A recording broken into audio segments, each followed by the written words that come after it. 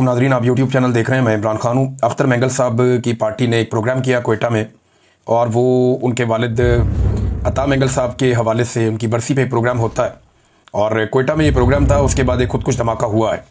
ये इस साल दूसरा मौका है पिछले चंद महीनों में कि अख्तर मेंगल साहब के ऊपर खुदकुश हमला किया गया है, और खुदकुश हमले में 13 अफराद अब तक शहीद हुए हैं, और कई लोग जो ज़मीन पे वहाँ गिरे हुए थे, जो देखा गया उस वक्त वो बहुत बड़ी तादाद में। वहाँ ज़ख्मियों के बारे में बताया जा रहा है कि लगभग दर्जनों लोग वहाँ पे ज़ख्मी हुए हैं इस खुदकुश धमाके के नतीजे में। कुछ लोग कह रहे हैं 30 से ज़ायद हैं, कुछ लोग 40 का फिगर बता रहे हैं। लेकिन जो मकामी सहाफ़ी हैं उनका ये कहना है कि अख्तर मेंगल के एक करीबी साथी हैं BNP मेंगल के साजिद तरीन साहब, ये नायब सदर हैं, और ये भी इस वाक़े में 13 अफराद के साथ शहीद हो गए हैं। इससे पहले आपको याद होगा लखपास के मकाम पर जब अख्तर मेंगल साहब धरना देकर बैठे हुए थे और कोयटा में आना चाहते थे, तो वहाँ पे भी एक खुदकुश धमाका हुआ था, और उसमें भी कुछ नुकसान हुआ था। अब ये खुदकुश धमाका होना, इसके नतीजे में लोगों का शहीद होना, एक्चुअली अख्तर मेंगल साहब की लड़ाई तो इस वक्त रियासत के साथ है, लेकिन क्या इस मौके से कोई और फ़ायदा उठाना चाहता है? ये एक बड़ा सवाल है जो मौजूद रहेगा जब तक कि गैर जानिबदाराना इंक्वायरी नहीं होती। पता नहीं चलता कि वो कौन है जो अख्तर मेंगल साहब को खुदकुश हमले में निशाना बनाना चाहता है। वहाँ पे अख्तर मेंगल साहब के अलावा महमूद अचकज़ई और दाऊद शाह काकड़, जो पाकिस्तान तहरीक इंसाफ के रहनुमा, ये लोग भी मौजूद थे, और इनके निकलते ही फौरी तौर पे कुछ लोग कहते हैं कि विदिन मिनट्स ये धमाका हुआ है। जैसे ही ये लोग निकले वैसे ही धमाका हो गया, और ज़्यादा लोगों का ये कहना है कि इसमें मुमकिन तौर पे अख्तर मेंगल को टारगेट किया जाना था। खुशकिस्मती से वो भी महफूज रहे, महमूद खान अचकज़ई भी महफूज रहे, और दाऊद शाह काकड़ भी महफूज रहे। लेकिन ये बड़ा अनफॉर्चुनेट है कि 13 लोग इसमें शहीद हो गए। अब अख्तर मेंगल साहब ने क्या कहा इस दिन, ये मैं आपको बता दूं। डॉक्टर मुबारक बलूच को 3 MPO के तहत कैद किया हुआ है, और 4 माह से उन्हें रिमांड पर रखा हुआ है। क्या मुल्क 2 लख्त करने वालों का कभी रिमांड दिया गया? क्या आइन तोड़ने वालों का रिमांड दिया गया? क्या मार्शल लॉ लगाने वालों का रिमांड दिया गया? ये तल्ख सवालात हैं जो अख्तर मेंगल साहब ने पूछे। उन्होंने कहा, हमारी माओं और बहनों के सर से दुपट्टे उठाकर उन्हें पाबंद सलासल किया जाता है। हमारे अकाबरीन इस धरती पर मौजूद नहीं है, इसलिए गीदड़ भी शेर बन गए हैं। आज सूबे के वारिस वो बने हैं वल्लाह जिनके घर से एक मुर्गी भी शहीद नहीं हुई। ये वो जो सूबे के अंदर जिनको हुकूमत बनाकर दी गई है, ये लोग तो जाली हुकूमत है और जाली किस्म के सियासतदान हैं। एस्टेब्लिशमेंट के कंधों के ऊपर बैठ के इन्होंने हमेशा इक़्तिदार हासिल किया है। संजरानी साहब आपको याद है एस्टेब्लिशमेंट के चेयरमैन सेनेट थे, फिर काकड़ साहब को बनाया गया बाकायदा वज़ीर आज़म निगरान, वो भी एस्टेब्लिशमेंट के आदमी है। अभी भुट्टी साहब जो है ये पुराने एस्टेब्लिशमेंट के आदमी है, और इस वक्त इनको बनाया गया वज़ीर आला बलूचिस्तान। इस बारे में बात कर रहे हैं। फिर अख्तर मेंगल साहब ने कहा कि आज जिसको जमहूरी दौर कहा जा रहा है, इसमें आप तकरीर करो तो आपके ऊपर FIR काट दी जाती है कि आपने रियासत मुखालिफ तकरीर की है। और भाई तुमने किस जानवर का नाम रियासत रखा हुआ है? काफ़ी जज्बाती खिताब किया अख्तर मेंगल साहब ने, और उनके ऊपर फिर उसके बाद हमला हुआ, और उस हमले के नतीजे में जो है वो 13 लोग शहीद हुए। अब इस तरफ से तो कोई बात नहीं आ रही, लेकिन जो एस्टेब्लिशमेंट के ज़राए हैं या वो लोग जो एस्टेब्लिशमेंट से खबरें लेकर चलाते हैं, उन लोगों ने एक लाइन पकड़ ली, और वो ये कह रहे हैं कि अख्तर मेंगल पे 2 हमले हुए, अख्तर मेंगल क्यों नहीं मारे गए? अब वो ये कह रहे हैं कि क्योंकि अख्तर मेंगल नहीं मारे गए, तो वो इस तरह की बातें कर रहे हैं कि शायद ये अख्तर मेंगल की कोई साजिश है, या ये जानबूझ के हरकतें कर रहे हैं और बलूचिस्तान के हालात ख़राब करना चाहते हैं। और साथ उनका ये कहना है कि शायद लोग इनकी बात नहीं मान रहे, इसलिए अब ये इस किस्म की हरकतें कर रहे हैं। अब ये प्रोपेगेंडा करना ये और ज़्यादा अफसोसनाक होता है। एक सूबा है जो रियासत कंट्रोल नहीं कर पा रही, रियासती इदारे मुकम्मल तौर पर नाकाम है, वहाँ पर जो जाली हुकूमत बनाएगी वो भी मुकम्मल तौर पर नाकाम है। आज बलूचिस्तान का कोई माई बाप नहीं, कोई पूछने वाला नहीं है। हाँ, वहाँ से सिर्फ मादनियात निकलती हैं, और वो मादनियात बगैर किसी तातुल के जाती हैं बाहर, सिर्फ उनका ख्याल रखा जाता है। इंसान की ज़िंदगी की वहाँ कोई कीमत नहीं है। जो ज़ायरीन जाते थे ईरान, वो नहीं जा सकते ज़मीनी रास्ते से, रास्ते बंद कर दिए गए। आप रात के वक्त वहाँ पे कहीं ट्रैवल नहीं कर सकते, दिन के वक्त भी आपने जाना तो सिक्योरिटी का आपका बंदोबस्त होना चाहिए। तो हंसते बसते बलूचिस्तान को यहाँ तक पहुँचा दिया गया, और अब जो लोग बलूचिस्तान के रहने वाले एहतजाज करते हैं उनको पकड़ के या तो अंदर डाल देते हैं, या इस किस्म की हरकतें उनके साथ हो रही हैं। ये इंतहाई अफसोसनाक है। रियासती इदारों को और रियासत को यह सोचना पड़ेगा कि इस किस्म के कत्लो गारत गिरी से ना माजी में कभी फ़ायदा हुआ है, ना अब किसी किस्म का कोई फ़ायदा होने का इम्कान है। इमरान खान साहब की बहनें उनको दोबारा मिलने के लिए गई थी, क्योंकि आपको पता है कि कल मंगल का दिन था। वो सारा दिन बेचारी वहाँ पे इंतज़ार करती रही, सुबह से शाम हो गई, उनकी मुलाकात नहीं करवाई गई, और रात के तक उन्होंने इंतज़ार किया। उसके बाद फिर वो वहाँ से मायूस होकर लौट गई। मुज़ाहमत की एक मिसाल कायम की है इमरान खान की बहनों ने। वहाँ अलीमा खान अकेली दीवार पर बैठी रही बहुत देर तक। कारकुन पहले आए, उन्होंने बहुत एहतजाज किया, लेकिन रात गए, फिर अलीमा खान वापस गई वहाँ से, जब उनकी मुलाकात नहीं करवाई गई। एक मुलाकात हुई है, इमरान खान साहब का एक ट्वीट भी बाहर आया बैरिस्टर गौर के जरिए। अब ये जो इमरान खान साहब का ट्वीट आया, इसके बारे में बेशतर लोग ये कहते हैं कि ये एडिटेड है, यानी जो इमरान खान साहब ने पिछले ट्वीट के अंदर एक रवैया अपनाया था उसका कुछ भी इसके अंदर नज़र नहीं आ रहा।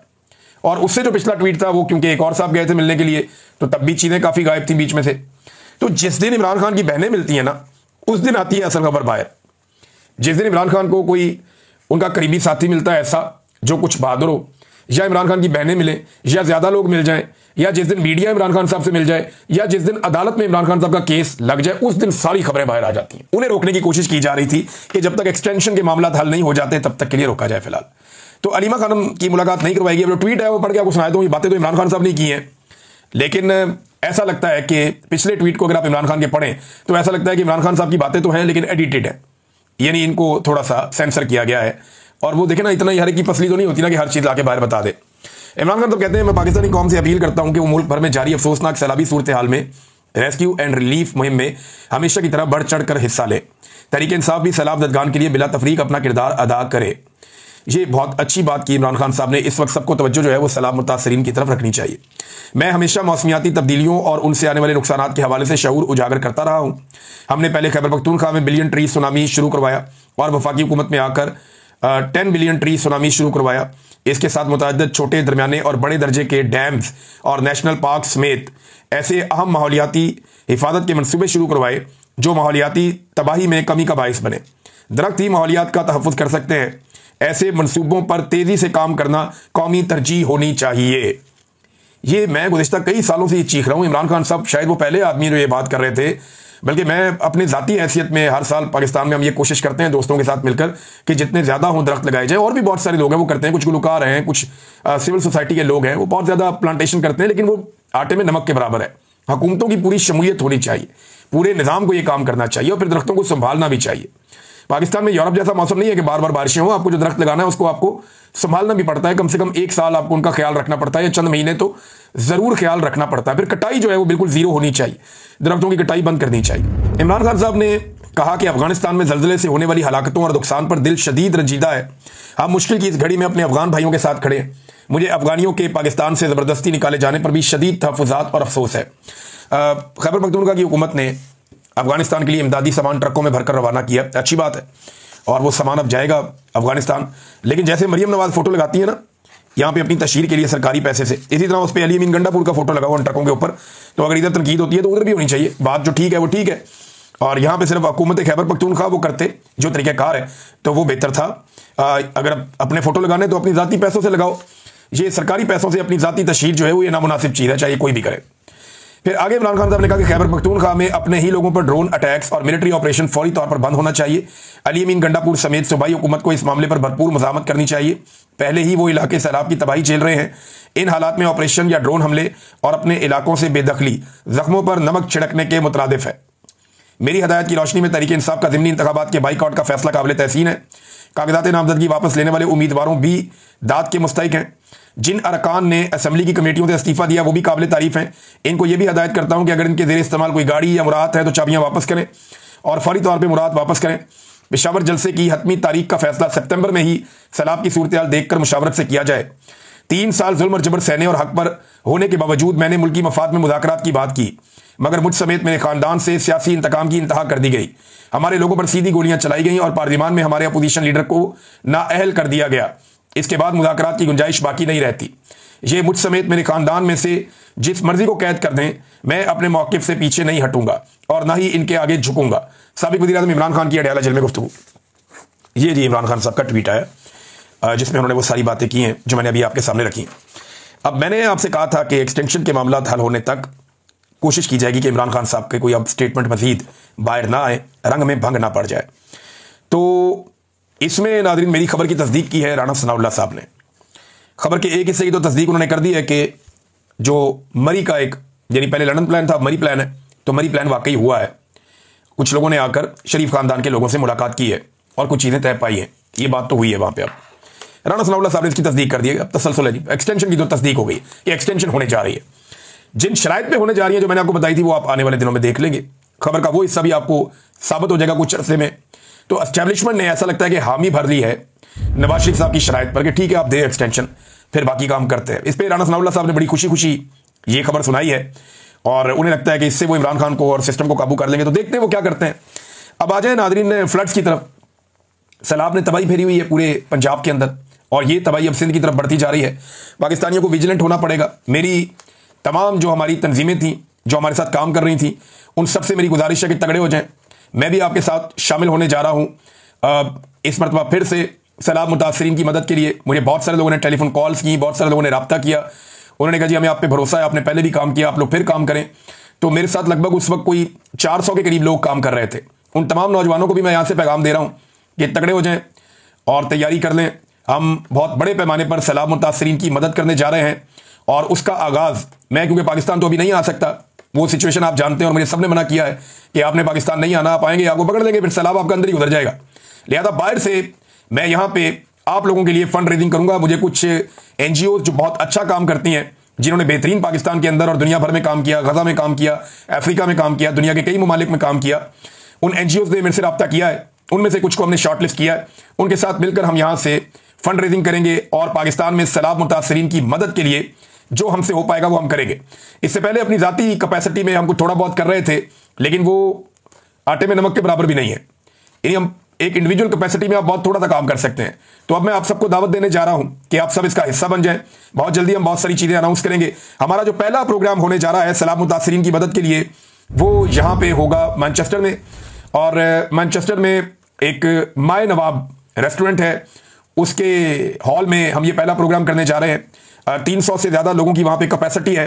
तो जितने लोग यहाँ मैनचेस्टर में या इसके आसपास रहते हैं वो लोग तैयारी करें और जुमे वाले दिन शाम 7 बजे से लेकर 9 बजे तक हम यहाँ पे सैलाब मुतासरीन की मदद के लिए इकट्ठे होंगे। आप सबसे गुजारिश है कि आप लोग वहां पे आएं और सैलाब मुतासरीन की मदद करें। हमारे साथ और बहुत सारे ऐसे लोग होंगे जिन्हें आप अपने बीच में देखना चाहते हैं, जिनकी बात आप सुनना चाहते हैं। और ये सारा प्रोग्राम हम पूरी दुनिया के अंदर बराह रास्त दिखाएंगे भी मल्टीपल चैनल्स के जरिए से। तो हमने ये काम शुरू किया है अल्लाह ताला का नाम लेकर। हम बड़े कमजोर लोग हैं, लेकिन अल्लाह रब्बुल इज़्ज़त ने पहले भी हमारी मदद की, वो अब भी हमारी मदद करेगा। हमने बहुत बड़े पैमाने पर अपनी कैपेसिटी से ज्यादा काम किया था।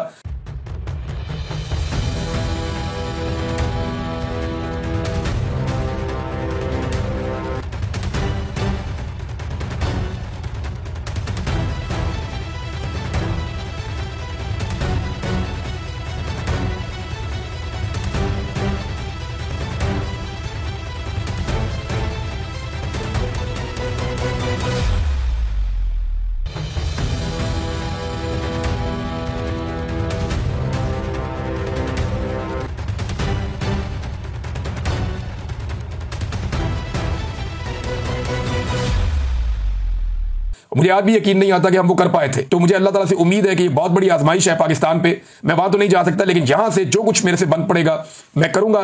बहुत अच्छे और ईमानदार लोग हमारे साथ जुड़े हैं। मैं उम्मीद करता हूं कि वो भी हमें मायूस नहीं करेंगे और पाकिस्तानी भी नहीं करेंगे। ओवरसीज पाकिस्तानी जो यहाँ मैनचेस्टर के आसपास है वो लोग इकट्ठे हो जाएं। इसके बाद हम बाकी शहरों में भी आएंगे, लेकिन सबसे पहला प्रोग्राम जो है वो मैनचेस्टर में माए नवाब जो रेस्टोरेंट है, जो पुराना वाला, वहां पे ये एक तो बड़ा है बहुत, वो नया बना है वहां नहीं, जो एक ओल्ड वाला जिसको सब जानते हैं यहाँ पे, वहां पे ये प्रोग्राम है। जुमे वाले दिन शाम 7 बजे से लेकर 9 बजे तक 5 तारीख होगी। तो आप सबसे गुजारिश है कि यहाँ पे आएं और सैलाब मुतासरीन की मदद के लिए हिस्सा डालें। भारत से बहुत बड़े पैमाने पर पानी अभी पाकिस्तान में दाखिल हो रहा है, लगातार दाखिल होता चला जा रहा है। और जो इतलात हैं इस हवाले से वो मैं आपके साथ शेयर करता हूँ। ये बड़ी खौफनाक इतलात हैं और एक एक तफसील यहाँ पे अब मेरे पास लिखी हुई है। इस वक्त हमने सारा डाटा इकट्ठा किया है कि भारत के कौन कौन से डैम के जो दरवाजे हैं वो मुकम्मल तौर पर उनके गेट खुले हैं और वो सारा पानी जो है वो 2 दरियाओं में बहुत तेजी से दाखिल होने जा रहा है, सतलुज में और चनाब में। चनाब का जो पानी है वो झेलम तक और उससे ऊपर जो आप चले जाते हैं जंग तक, वहां तक तबाही मचाता है और फिर ये दरिया सिंध में जाके गिरता है। इसी तरह जो आपका रावी का और सतलुज का पानी है ये भी दरिया सिंध की तरफ जाता है।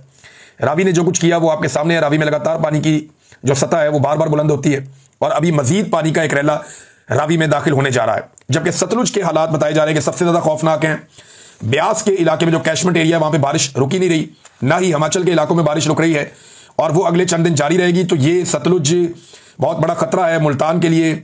जो कुछ मुजफ्फरगढ़ में हो रहा है वो आपके सामने, और कसूर से ऑनवर्ड जनूबी पंजाब तक ये तबाही फैलाता हुआ जा रहा है और आगे ये पानी अभी जनूबी पंजाब और फिर सिंध में दाखिल होगा। जब ये सिंध के अंदर, क्योंकि देखें कल से ये पानी, यानी आज के दिन से आप ये समझ लें कि अब ये सिंध के अंदर दाखिल होना शुरू हो जाएगा। अब यहां सिंध में पानी बढ़ेगा। पाकिस्तान कैसे मैनेज करता है ये बहुत इंपॉर्टेंट है। कौन से बंद तोड़े जाते हैं, बैराजों को कैसे बचाया जाता है, जो आपके हेड्स हैं उनको कैसे बचाया जाएगा और पानी से कैसे निपटा जाएगा, ये बहुत इंपॉर्टेंट है। दरियाए सिंध जो है उसकी अपनी हालत तकरीबन उतनी खराब नहीं है। अगर खुदा न खास्ता इस वक्त पाकिस्तान के बलाई इलाकों में या अफगानिस्तान साइड के ऊपर ज्यादा बारिशें होती हैं और दरियाए काबुल, दरियाए कुनहार और यहां से पानी दरियाए सवात से आता है तो फिर सूरत हाल मजीद खराब हो सकती है। क्योंकि एक दिन पहले यह भी रिपोर्ट हुआ कि दोबारा से खैबर पख्तूनख्वा के जो अपर एरियाज हैं वहां पे एक मरतबा फिर बुनेर में बड़ी शदीद बारिश और बहुत तेज पानी का एक फ्लो आया है और वहां पे वार्निंग्स भी जारी की गई हैं, ऐलानात भी किए गए हैं। तो ये सिचुएशन खुदा ना खास्ता बनी तो फिर काबू करना मजीद मुश्किल हो जाएगा। तो पाकिस्तानियों से गुजारिश है कि वो तैयार रहे। बहरहाल ये एक बड़ा सैलाब आ रहा है, लेकिन हुकूमतों की कमजोरी भी हमें साफ साफ दिखाई दे रही है। उनकी तवज्जो जो है वो जाती तशहीर की जानिब है। अब एक जो है वो आपको पता है कि एक बड़ा इशू उठ गया था मरियम नवाज की मस्जिद में तस्वीर के हवाले से, तो उसका मरियम नवाज ने नोटिस ले लिया है। खबर कितनी जारी की वो आप देख लें। पंजाब की वज़ीर आला मरियम नवाज शरीफ ने मस्जिद पर अपनी तस्वीर का सख्त नोटिस लेते हुए डिप्टी कमिश्नर मंडी बहाउद्दीन से वजाहत तलब कर दी। मस्जिद पर वज़ीर आला मरियम नवाज की तस्वीर लगाने पर डिप्टी कमिश्नर की सरजनिश हो गई। मरियम नवाज ने ज़िली इंतजामिया और सरकारी इदारों को अपनी तस्वीर के हवाले से एसओपीज़ पर अमल दरामद करने की हिदायत कर दी। ये एसओपीज़ क्या है ये तो जरा कौम को बताया जाए। खाने के हर डब्बे के ऊपर फोटो होना चाहिए, हर जगह पे इनको फोटो लगाना है, और जो फोटो नहीं लगाएगा उसका ये क्या एसओपी का हिस्सा है। बहुत सारे जो लोग फ्लड्स में काम कर रहे हैं मुझे कहते हैं कि मरियम नवाज का फोटो हम नहीं लगाते, वो हमें चीज़ नहीं बांटने देते। अभी हम काम शुरू करने लगे हैं ना, रोक के दिखाना। हम बताएंगे कि कैसे लोगों को खाना खिलाना है, हम बताएंगे कैसे लोगों को मदद पहुंचानी है, हम बताएंगे कि कैसे लोगों को, ये सारा मुझे आइडिया है कि क्या करना है। ये नहीं रोक पाएंगे, ये नहीं रोक पाएंगे, क्योंकि जब आप आवाम के लिए काम करने निकलते ना नेक नियति से, तो इन जैसे नहीं रोक पाते, ना ये रोक पाएंगे। अभी जो ये हरकतें कर रहे हैं ये इनको लग पता जाएगा आने वाले दिनों में।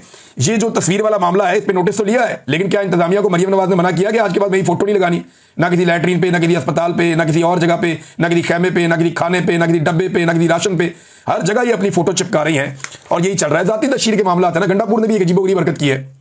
वो जर्मन सफीर उनको मिलने के लिए आए हुए थे, वो बैठे हुए बात कर रहे थे, सामने मीडिया था, तो एकदम अपने बंदे को, वो बेचारा मुलाजिम है यार वहां पे, गरीब आदमी काम करता है, उसको डांट के बिठा दिया पीछे और उसको सुना दी खड़ी खड़ी कि जनाब गुलामों वाली सोच है तुम्हारी, तुम ज़ेनी गुलाम हो। जर्मन सफीर आया तो आया, वो बैठा रहे, इंतजार कर लेगा, क्या फर्क पड़ता है यार। ये क्या भैया भाई, ये तो रंगबाजी है, ये गंडापुर की रंगबाजी है और कुछ नहीं है। ये जर्मन सफीर के आगे तो इनकी आवाज नहीं निकलनी।